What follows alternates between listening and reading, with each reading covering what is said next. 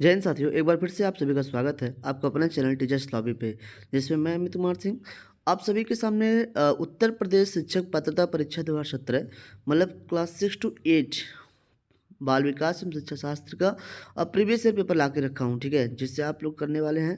ठीक है, UP TET 2017 और 6 to 8 के लिए पेपर आज के लेकर आए हमें यूपी टेट का।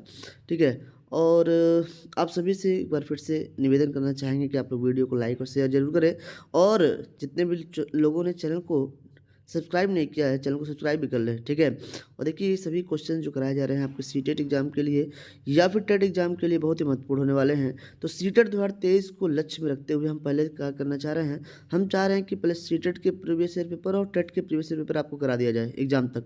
ठीक है, तो चलिए इसी क्रम में आगे बढ़ते हुए पहला क्वेश्चन आपके सामने लेकर आते हैं। पहला क्वेश्चन देखते हैं। पहला क्वेश्चन हमारे सामने है कि भारतीय संविधान के पहला क्वेश्चन क्या है, भारतीय संविधान के किस अनुच्छेद में 6 से 14 आयु वर्ग के बच्चों के लिए निःशुल्क एवं अनिवार्य शिक्षा का अधिकार शामिल किया गया है। देखिए, निःशुल्क एवं अनिवार्य शिक्षा आपका 6 से 14 वर्ष के लिए अनुच्छेद 21A में कहा गया है। किसमें? अनुच्छेद 21A में कहा गया है। ठीक है, आप सभी लोग जानते हैं कि आपका 1 अप्रैल 2010 को 1 अप्रैल 2010 को मतलब हमने कल ही पढ़ा था।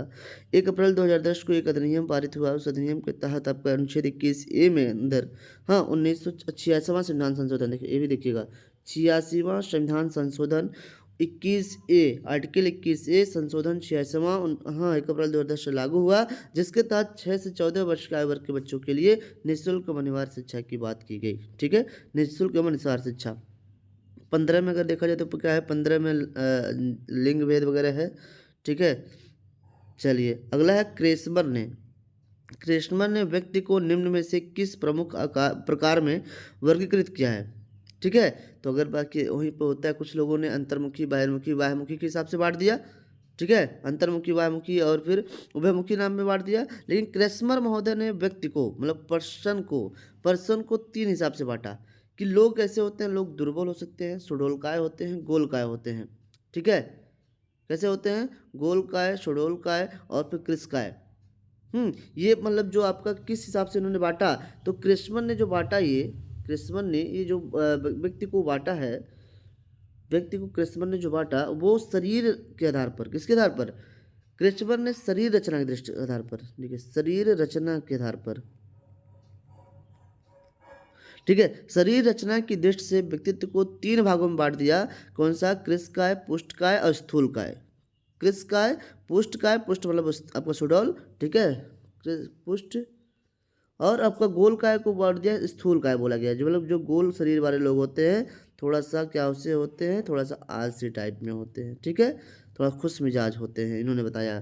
ठीक है, तो उपयुक्त सभी आपका सही आंसर हो जाएगा। अगला क्वेश्चन देखा जाए, टीईटी का उद्देश्य, यूपी टेट की बात नहीं कर रहा है। ठीक है, पात्रता परीक्षा की बात नहीं कर रहा है, ये बोल रहा है आपका टीईटी का उद्देश्य निम्न में से किसका मापन है। तो भैया जो टीईटी होती है ना, थीमेटिक परसेप्शन टेस्ट, इसका नाम है। क्या नाम है? Thematic apperception. ठीक है, देख लेना आप लोग, इसका नाम क्या है? थीमेटिक अपरसेप्शन टेस्ट, जो अभिक्षमता परीक्षा से संबंधित है, अभिक्षमता के मापन से संबंधित है। मतलब सुनिएगा, टीएटी का उद्देश्य अभिक्षमता का मापन करना होता है, जिसका full form thematic apperception test मतलब अध्यापन अभिक्षमता परीक्षण है। ठीक है, बस सिमेट्रिक अपरसेप्शन टेस्ट। अगला देखा जाए, यह संघनन का सिद्धांत निम्न में से किसकी व्याख्या करता है। तो भैया संघनन अधिगम की, अभिप्रेरणा की, सृजनात्मकता की या फिर स्मृति की। ठीक है, तो भैया अधिगम मतलब सीखना, अभिप्रेरणा मतलब होता है मोटिवेशन देना, और सृजनशील जो होते हैं जो नई नई चीज़ों के बारे में सोचते हैं, नए नए विचार रखते हैं। ठीक है, लेकिन संघनन का सिद्धांत स्मृति से संबंधित है। किससे संबंधित है? स्मृति से संबंधित है। यह क्या करता है? यह मस्तिष्क में सूचनाओं के संघनन संचयन से, मस्तिष्क में सूचनाओं को संचयन करता है, संचयन करने से संबंधित होता है, इकट्ठा करता है हमारे सूचनाओं को।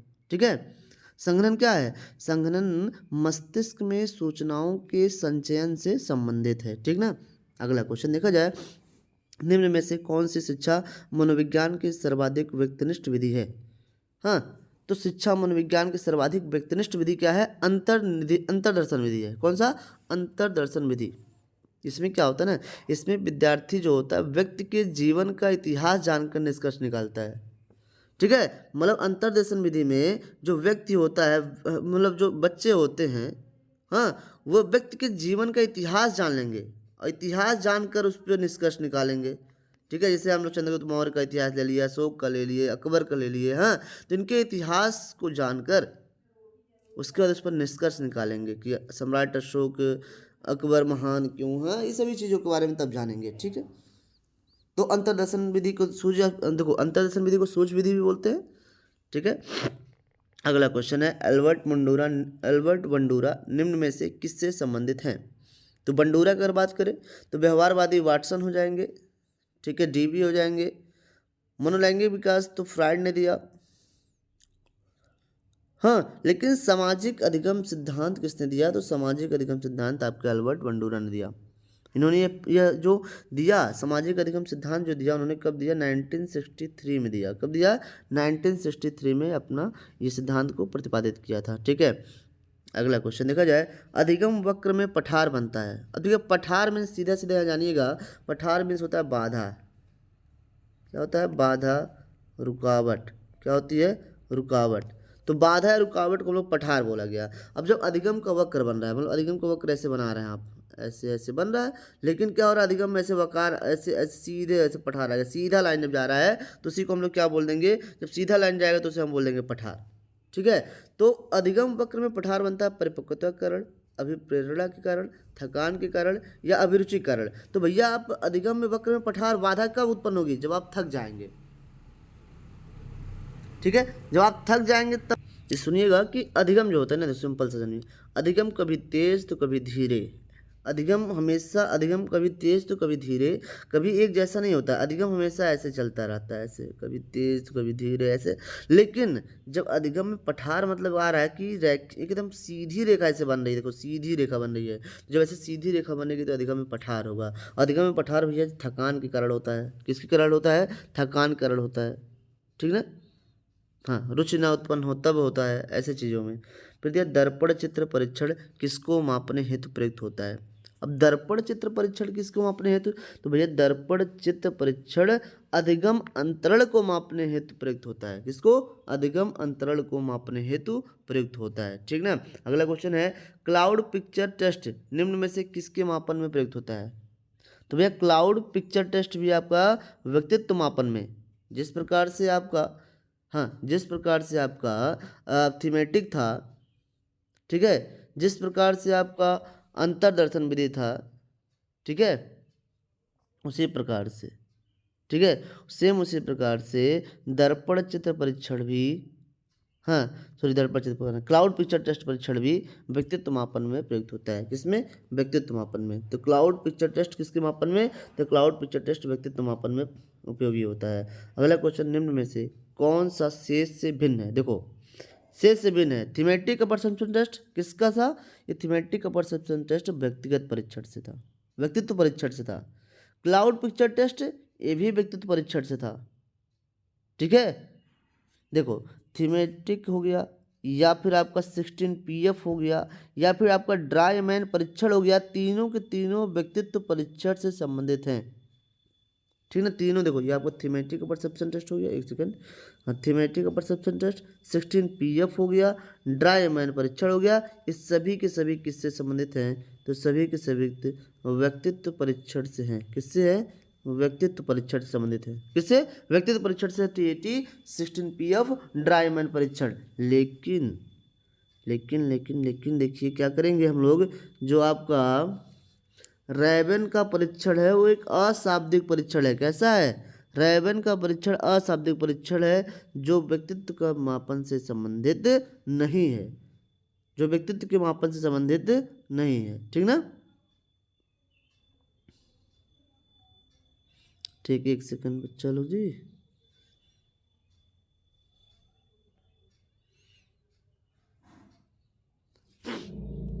चलो, तो रैबन का परीक्षण कैसा है? रैबन का परीक्षण अशाब्दिक है। कैसा है? अशाब्दिक परीक्षण होता है इनका। ठीक, अशाब्दिक परीक्षण है किसका, आपका रायबन का, ठीक ना। तो TAT CH10PF ड्राईमैन कैसा है, तो इसमें व्यक्तित्व से संबंधित है। क्लाउड भी किससे संबंधित है, क्लाउड पिक्चर टेस्ट भी आपका व्यक्तित्व से संबंधित है, किससे, व्यक्तित्व से। 10 क्वेश्चन हो गए, अगला क्वेश्चन देखते हैं, 20 क्वेश्चन और हो गए। 7, 8, 9, 10, 11, 12 की माध्यिका क्या है, तो माध्यिका भैया आप सभी लोग को जानते ही हैं क्या होता है ना, एनापांटुआ पद होता है, ये ना पांटुआ पद होता है। तो इसमें तो हम सिंपल जानते हैं 10, 9, 19, 19 को बटे 2 कर देते हैं। देखो जब भी माध्यिका निकालना हो तो एक पहले तो उसे असेंडिंग ऑर्डर में, बढ़ते हुए क्रम में, उसे आरोही क्रम में रख लीजिए। अब आरोही क्रम में हमारा नंबर दिख रहा है आपको, तो 2 इधर से काट दीजिए, 2 इधर से कट कर दीजिए यहाँ से, तो हमारा बीच का नंबर बचा 9 और 10। तो बस माध्यिका निकालने के लिए बीच के नंबरों को जोड़ दीजिए, बटे 2 कर दीजिए, तो हमारा आ जाएगा कितना, 9.5। कितना आएगा, 9.5 आ जाएगा। तो राइट आंसर क्या आ जाएगा, 11 का डी। ठीक है, कभी भी माध्यिका निकालना हो जब इवन नंबर में हो, जब देखो ऑड नंबर में है तो एकदम पहले आरोही क्रम में रख लेंगे, अब बीच का नंबर कर देंगे, हो जाएगा। जैसे जैसे मान लो 1, 2, 3, 4, 5। अब हमें इसका निकालना है माध्यिका, तो अब पहले तो देखो ये आरोही क्रम में है ना, तो आरोही क्रम में इसे रहने दो। अब इसे कट कर दो, इधर से 2, इधर से 2 कट कर दो, बीच में नंबर आया 3, यही आपका माध्यिका हो जाएगा। लेकिन जब इवन नंबर में हो तो 2 इधर देखो, इवन नंबर में लास्ट बीच के 2 नंबर पहले आरोही क्रम में लिख लो, फिर बीच के 2 नंबर को रखो, बटे 2 कर दो। तो बीच का नंबर है 9 और 10, उसको बटे 2 कर दिए, आ जाएगा 9.5। तो आपका डी हो जाएगा सही आंसर। अंतर्दृष्टि या सूझ का सिद्धांत का प्रतिपादन किसने किया, तो देखो ये थार्नडाइक ने दिया आपको क्या, थार्नडाइक ने दिया अभ्यास का नियम, अभ्यास एवं त्रुटि का नियम दिया था, ठीक है। लेकिन अधिगम से संबंधित सूझ या अंतर्दृष्टि सिद्धांत का प्रतिपादन गेस्टाल्ट मनोवैज्ञानिकों, जिसमें कोहलर थे, कोहलर मेन थे भैया, कोहलर ने ही आपका दिया था सूझ का सिद्धांत या फिर अंतर्दृष्टि का सिद्धांत। इसमें इन्होंने एक बंदर पे परीक्षण किया, जिस बंदर का नाम क्या था, सुल्तान नाम था, क्या था, सुल्तान नाम था उस बंदर का नाम, चिंपैंजी बंदर था वो, ठीक है। हाँ, देखिए क्रिस्टाल्टवादी मनोवैज्ञानिकों में कौन कौन आता है, तो वर्धीमर आते हैं, कोहलर आते हैं, कोफ्फा आते हैं, ठीक है। कोफ्फा, कोहलर और वर्धीमर आते हैं, तीनों आपके गेस्टाल्टवादी मनोवैज्ञानिक हैं। और फिर कोहलर ने एक बंदर पे प्रयोग किया, बंदर का नाम सुल्तान था, ये भी पूछता है कि बंदर का क्या नाम था, तो सुल्तान था। और जब इन्होंने इस प्रयोग किया बंदर पे, तो वहीं से सूझ का सिद्धांत या फिर अंतर्दृष्टि का सिद्धांत प्रतिपादित किया, ठीक है। अगला क्वेश्चन, मैकडूगल के अनुसार प्रत्येक मूल प्रवृत्ति से संबंधित होता है। देखिए मैकडूगल जो जुड़े हुए हैं, तो मैकडूगल किससे जुड़े हुए हैं, संवेग से जुड़े हुए हैं, किससे, संवेग से, ठीक ना, यही आंसर भी होता है। क्योंकि मैकडूगल ने 14 मूल प्रवृत्तियों के बारे में बताया, कितनी प्रवृत्ति के बारे में, 14 मूल प्रवृत्ति। और 14 मूल प्रवृत्तियाँ हैं क्या, जो संवेग की, तो भय, क्रोध, घृणा, प्रेम, वात्सल्य, करुणा, कामुकता, यही सभी आपकी क्या हैं, मैकडूगल ने दिया इन सबको कि ये संवेग हैं, ठीक। अगला क्वेश्चन देखा जाए, या पूर्व अनुभव के आधार पर संवेदना को अर्थ प्रदान करना क्या कहलाता है, तो भैया पूर्व अनुभव के आधार पर, जैसे हमें जो पहले से पता है तो उसके आधार पर हम संवेदना को अर्थ प्रदान करेंगे, तो क्या कहलाएगा, संवेदना, प्रत्यक्ष ज्ञान या फिर अभिप्रेरणा या फिर कल्पना, तो हो जाएगा प्रत्यक्ष ज्ञान। क्या हो जाएगा आपका, प्रत्यक्ष ज्ञान हो जाएगा, ठीक ना। अगला क्वेश्चन देखा जाए, 5 वर्ष के मोहन की मानसिक आयु 8 वर्ष है, उसकी बुद्धि लब्धि कितनी है। देखिए यहाँ पे क्या होता है, इसकी आपकी सूत्र पे लगता है ये क्वेश्चन। इसकी सूत्र क्या होती है बुद्धि लब्धि की, तो बुद्धि लब्धि की सूत्र क्या होती है, मानसिक आयु मतलब मेंटल एबिलिटी अपॉन वास्तविक आयु मतलब रियल एबिलिटी मल्टीप्लाई 100, ठीक है। तो इसको हम लगा देंगे, मानसिक आयु कितना दे रखा है, 8 वर्ष दे रखा है, रियल एज कितना दिया है, 5 वर्ष दे रखा है, गुणे 100 कर देंगे, 5 से 20 बार में कट जाएगा, 20 अठे होता है 160, कितना होता है, तो हमारा आ जाएगा 160 राइट आंसर, ठीक है। हाँ, मानसिक आयु बटे वास्तविक आयु गुणे 100 इसका बुद्धि लब्धि का सूत्र है, ठीक है। इस बुद्धि लब्धि का सूत्र क्या है, मानसिक आयु बटे वास्तविक आयु, मानसिक आयु बटे वास्तविक आयु गुणे 100। तो मानसिक आयु हमारा दे रखा है कि 8 वर्ष, वास्तविक आयु दे रखा है 5 वर्ष, ठीक है, बटे 100 कर देंगे तो हमारा 160 निकल जाएगा, ठीक ना। अगला क्वेश्चन देखा जाए, कौन सा बुद्धि लब्धि स्तर मंद बुद्धि वाले बच्चों का प्रशिक्षण योग्य बुद्धि लब्धि स्तर कहलाता है, ठीक है। तो भैया अगर बात करें हम टर्मैन ने 1916 के स्टैनफोर्ड में परीक्षण के साथ बुद्धि लब्धि के वितरण की तालिका दिया था, कौन, टर्मन ने, ठीक है। तो बुद्धि लब्धि स्तर को कौन किसने, टर्मन ने, देखो लिख देते हैं टर्मैन, याद रखिएगा आप लोग।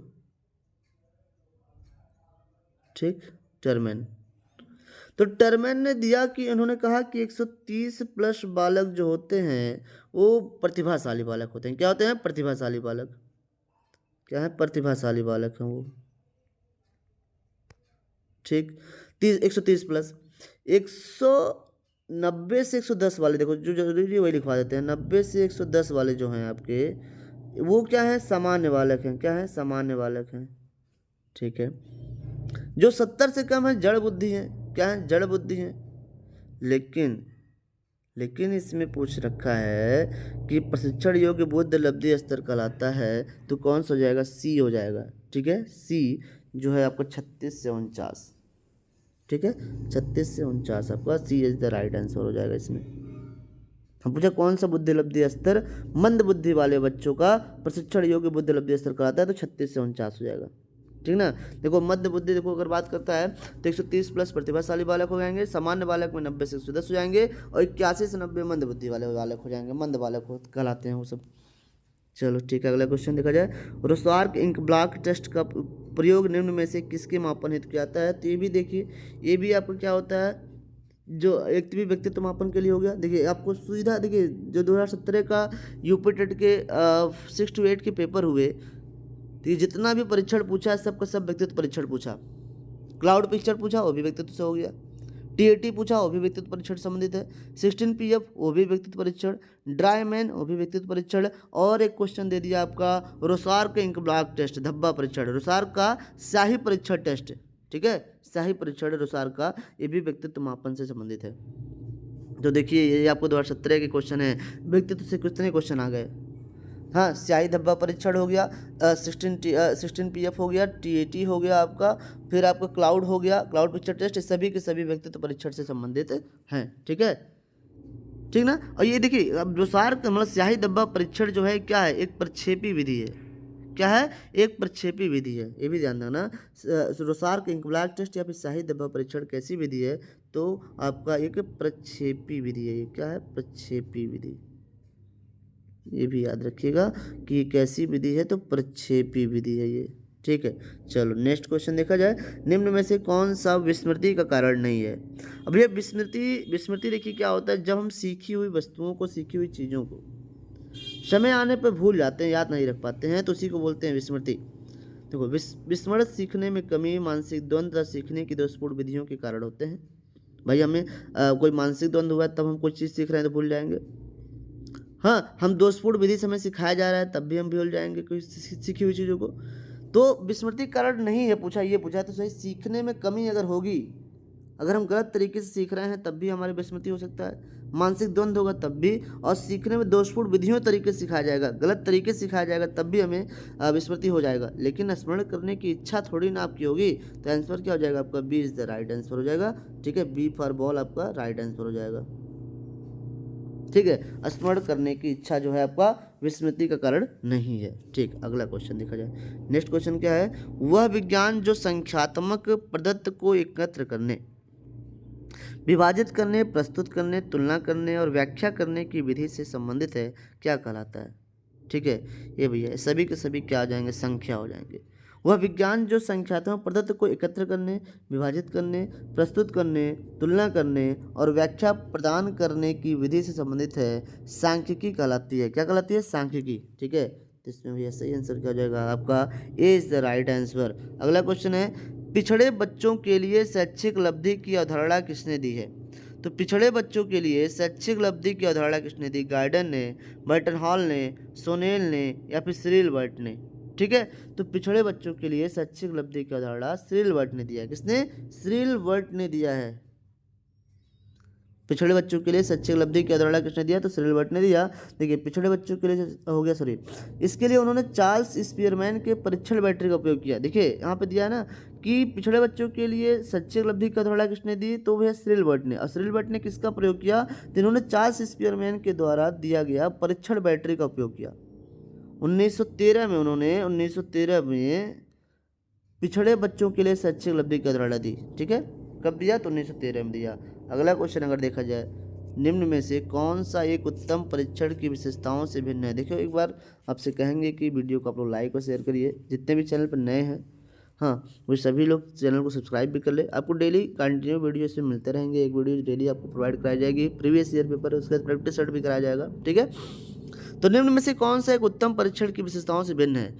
तो भैया विश्वसनीयता, वैधता, वस्तुनिष्ठता। तो भैया सबसे उत्तम परीक्षण अगर हमें कराना है तो उसमें हमें विश्वसनीयता होना चाहिए, वैधता होनी चाहिए, वस्तुनिष्ठता होनी चाहिए, व्यापकता होना चाहिए, हाँ व्यावहारिकता होनी चाहिए, विविधता होनी चाहिए, वैधता तो होनी ही चाहिए, ठीक है। तो सभी के सभी क्या है, उत्तम परीक्षण विशेषताओं से हैं, लेकिन अधिक्षमता, अभिक्षमता परीक्षण की विशेषता में नहीं आता है, ठीक है। तो अभिक्षमता नहीं होगा इसमें, ठीक है, अभिक्षमता, ठीक है। उत्तम परीक्षण अगर आपको कराना है तो विश्वसनीयता होनी चाहिए, वैधता होनी चाहिए, वस्तुनिष्ठता होनी चाहिए, व्यापकता होनी चाहिए, विविधता होनी चाहिए, ठीक है। हाँ, प्रमाणीकृत होना चाहिए, ठीक है, इसे भी होना चाहिए। अगला क्वेश्चन है, निम्न में से कौन सा बुद्धि का सिद्धांत नहीं है? तो ये भैया देखो, बुद्धि का सिद्धांत अगर पूछा है आपका, तो देखो एक तत्व सिद्धांत को दिया किसने? बिने, टर्मन, स्टर्न ने, ठीक है। बिने ने दिया, टर्मन ने दिया और स्टर्न ने दिया। तो बिने, टर्मन और स्टर्न ने क्या दिया? एक बुद्धि के एक तत्व का सिद्धांत दिया। हाँ, बुद्धि के एक तत्व का सिद्धांत किसने दिया? बिने, टर्मन और स्टर्नर ने समर्थन दिया। फिर द्वितत्व सिद्धांत का प्रतिपादन स्पीयरमैन ने किया। किसने किया? द्वितत्व का किसने किया? स्पीयरमैन ने किया। स्पीयरमैन ने दिया किया आपका द्वितत्व सिद्धांत का प्रतिपादन। बहुतत्व का हार्वर्ड गार्डनर ने कर दिया। किसने? हार्वर्ड गार्डनर ने बहुतत्व का सिद्धांत कर दिया। लेकिन बुद्धि का प्रत्यागमन का सिद्धांत कोई सिद्धांत नहीं है। प्रत्यागमन का सिद्धांत आनुवांशिकता से संबंधित है। देखो अब इसे इरेज कर देते हैं। प्रत्यागमन का जो सिद्धांत है वो किससे संबंधित है? तो वंशानुक्रम से संबंधित है, आनुवांशिकता से संबंधित है। ये आनुवांशिकता से संबंधित है, ठीक है। जो आपका प्रत्यागमन का सिद्धांत है वो किससे संबंधित है? तो प्रत्यागमन का सिद्धांत आनुवांशिकता से संबंधित है। अगला क्वेश्चन, निम्न में से कौन सी एक अंतःस्रावी ग्रंथि नहीं है? तो अंतःस्रावी ग्रंथि कौन सी? एड्रिनल, पीयूष ग्रंथि, थायराइड या लार ग्रंथि। तो देखा जाए, देखिए लार ग्रंथि आपके मुख में पाई जाती है, मुंह में पाई जाती है ना, आपके जीभ में पाई जाती है लार्वा ग्रंथि। तो प्रमुख अंतःस्रावी ग्रंथि हैं पीयूष ग्रंथि, एड्रिनल ग्रंथि, थायराइड ग्रंथि, पैराथायराइड ग्रंथि, ये सभी तो हैं अंतःस्रावी ग्रंथि। लार थोड़ी ना है, तो लार यहाँ पर आपको सही आंसर हो जाएगा, ठीक। अगला क्वेश्चन, पियाजे के अनुसार संज्ञानात्मक विकास की द्वितीय अवस्था क्या है? देखो इसमें हम लिखते हैं, तो सबसे पहले उन्होंने दिया आपका इंद्रिय जानित गामक अवस्था, जिसे हम लोग संवेदी गामक अवस्था बोलते हैं, ठीक है। जिसे हम लोग क्या बोलते हैं? सेंसरी मोटर एज बोलते हैं, जो 0 से 2 वर्ष की होती है, जिसे बोलते हैं हम लोग इंद्रजानित गामक अवस्था, या फिर ज्ञानेंद्रिय कर लेते हैं, चलो इसी को करते हैं, जो 0 से 2 वर्ष, जिसे हम लोग इंद्रजानित गामक अवस्था, सेंसरी मोटर एज बोलते हैं, जो 0 से 2 वर्ष के लिए होता है। फिर आता है पूर्व संक्रियात्मक अवस्था, जो 2 से 7 वर्ष के लिए होता है। फिर मूर्त संक्रियात्मक अवस्था होता है, जो 7 से 11 वर्ष के लिए, और ये आपका औपचारिक संक्रियात्मक अवस्था जो होती है 11 प्लस के लिए होता है। तो देखो ना, पहला आपका इंद्रजानित गामक अवस्था 0 से 2 वर्ष, और दूसरा क्या है? पूर्व संक्रियात्मक अवस्था कौन सा है? 2 से 7 वर्ष। क्या है? 2 से 7 वर्ष, ठीक। अगला क्वेश्चन देखा जाए, हाँ। अगला क्वेश्चन है आपका, शारीरिक विकास को प्रभावित करने वाला कारक कौन सा है? तो ये वंशानुक्रम भी प्रभावित करेगा, वातावरण भी करेगा, और खेल तथा व्यायाम भी करेगा। तो सभी के सभी क्या आते हैं आपके? सभी के सभी शारीरिक विकास को प्रभावित करने वाले कारक हुए, तो उपयुक्त सभी हो गया, ठीक। अगला क्वेश्चन है आपका 26 देखा जाए। 26 क्या है? बुद्धि लब्धि की गणना का सही सूत्र इनमें से कौन सा है? तभी तो हमने बुद्धि लब्धि का क्वेश्चन भी लगाया 5 वर्ष 8 वर्ष वाला, ठीक है। तो हमने वहाँ पे सूत्र क्या बताया? बुद्धि लब्धि का सूत्र क्या? मानसिक आयु बटे वास्तविक आयु गुणे 100। तो आपका पहला ही आंसर सही हो जाएगा इसमें, मानसिक आयु बटे वास्तविक आयु गुणे 100 जो है आपका बुद्धि लब्धि की सूत्र है, ठीक है। क्या है? सूत्र है, ठीक ना। अगला क्वेश्चन देखा जाए। अगला क्वेश्चन है, चिंतनशील सोच की चर्चा इनमें से किसने दिया? देखो एक बात करें तो स्मृति स्तर, बोध स्तर, और फिर एक चिंतन स्तर आया, ठीक है। तो जॉन डीवी की अगर बात करें, जॉन डीवी ने 1910 में चिंतनशील सोच की अवधारणा दी थी। 1910 में जॉन डीवी ने चिंतनशील सोच की अवधारणा दी थी, ठीक है। आगे देखा जाए, नेक्स्ट क्वेश्चन, आगमनात्मक तर्क के स्तरों में कौन सी शामिल नहीं है? तो आगमनात्मक तर्क में क्या होता है? आगमनात्मक तर्क के स्तरों के अंतर्गत अवलोकन आएगा, प्रयोग भी आएगा और सामान्यीकरण भी आएगा, परंतु कल्पना नहीं आएगी। इसमें क्या आएगी? कल्पना नहीं आएगी। आगमनात्मक तर्क के अंतर्गत अवलोकन, प्रयोग और सामान्यीकरण आएगा। पहले तो हम किसी चीज़ का अवलोकन करते हैं, फिर उसका प्रयोग करते हैं, फिर सामान्यीकरण करते हैं, जनरेशन करते हैं। ठीक है, कल्पना इसमें आगमनात्मक तर्क के अंतर्गत नहीं आता है। ठीक है, अगला क्वेश्चन है, सीखी गई बात को धारण करने और पुनः स्मरण करने में असफल होना क्या होता है? विस्मरण होता है। ठीक है, क्या होता है? विस्मरण होता है। ये तो आपने पिछले इसको क्वेश्चन को 2 बार कर दिया क्या इसी एक ही बार में? अभी हमने पिछले बार में पढ़ा विस्मरण के बारे में, तो उसमें पूछा था विस्मरण की विशेषता क्या नहीं है, लेकिन यहाँ पूछ दिया कि विस्मरण क्या है। तो विस्मरण क्या है? सीखी गई बात को धारण करने। जैसे एग्जाम आप देने जाते हैं, एग्जाम में आप पढ़ के तो जाते हो, लेकिन आप उस समय आपको याद नहीं आता है कोई क्वेश्चन, तो अपने आप बाल खुजलाते हो, सर में हाथ डालते हो, सर पीटते हो। तो सीखी गई बात को धारण करने या पुनः स्मरण करने में आप असफल हो जा रहे हैं, इसी को क्या कह दिया गया? इसी को विस्मरण कह दिया गया। चलिए लास्ट क्वेश्चन 2017 68 पेपर का देखते हैं। लास्ट क्वेश्चन क्या है? मूल प्रवृत्ति की, हाँ लास्ट क्वेश्चन है, मूल प्रवृत्ति की एक प्रमुख विशेषता है जो पाई जाती है केवल मनुष्यों में। तो क्या मूल प्रवृत्ति केवल मनुष्यों में पाई जाएगी? केवल बिल्लियों में? हाँ नहीं, तो प्रवृत्ति जो है भाई, गुस्सा होना, हंसना, रोना, ये सभी जानवरों में पाए जाते हैं ना। तो जो मूल प्रवृत्ति, मैकडूगल ने 14 संवेग दिए और इन्हीं मूल प्रवृत्तियों के बारे में उन्होंने बताया। ठीक है, तो अगर देखा जाए मूल प्रवृत्तियाँ सभी प्राणियों में पाई जाती हैं भाई, तथा यह जन्मजात और प्राकृतिक होती हैं। मैकडूगल के अनुसार मूल प्रवृत्ति परंपरागत या जन्मजात मनोशारीरिक प्रवृत्ति है जो प्राणी को किसी वस्तु को देखने, उसके पर ध्यान देने, उसे देखकर एक विशेष प्रकार की संवेदन उत्पन्न करने, यही सब है आपका मतलब। ठीक है, तो भाई संवेग जो होता है सभी प्राणियों में जन्मजात और प्राकृतिक होती है। ठीक है, तो thank you all of you. Class को देखने के लिए सभी लोग वीडियो को सब्सक्राइब करेंगे, लाइक भी करेंगे। ठीक है, लाइक भी करेंगे और शेयर भी अपने दोस्तों के साथ कर देंगे। ठीक है, आने वाले सीटेड एग्जाम के लिए बहुत ही काफ़ी महत्वपूर्ण सेशन होने वाला है ये। आप सभी लोग डेली अपना प्यार दीजिए, लाइक शेयर कीजिए। Okay, thank you all of you. जय हिंद। कल मिलते हैं फिर से न्यू पेपर के साथ, न्यू प्रीवियस ईयर पेपर के साथ। Okay, thank you all of you. Tata, bye bye.